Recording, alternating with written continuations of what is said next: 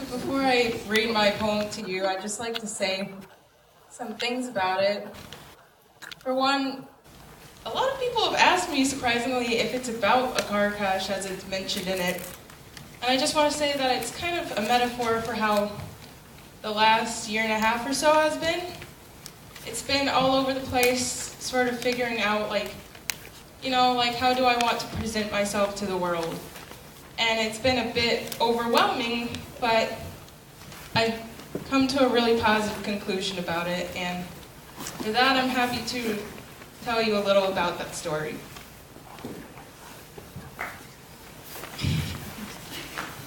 Okay. She fit in with many others, but her hands fit with only his.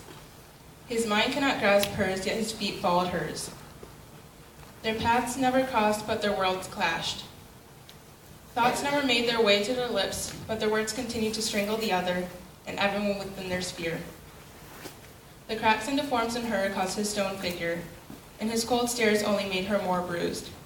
And her eyes stay red, from the beeping cars and flashing lights of crowds that she is isolated from, as all the fuss continues, yet she holds back.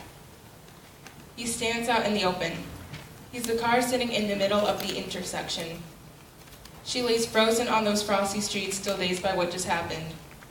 And as police continue to swarm the scene, they continue to say that they were just two souls at the wrong place, wrong time. Tragedy came with a high of promises and broken chains. What a time to be alive in such a time of chance. What a time to give it up because of doubt and ignorance. She never took in the idea of this, yet she knew it was her choice all along.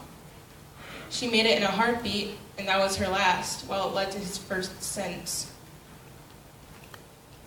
And sometimes walking a certain path, it reminds her of the start, where all her love would go, where her abilities given up, where her people were lost, where trust began to shake and where lies became frequent, where bonds became uncontrollable and insecurities put on display, where emotions became a weakness, where naivety and daydreaming became the harsh reality, where ideals died, along with the phrases of you and I. She was never sure anymore who would be her you and I, never sure anymore why she decided to get in that car and drive. Thank you.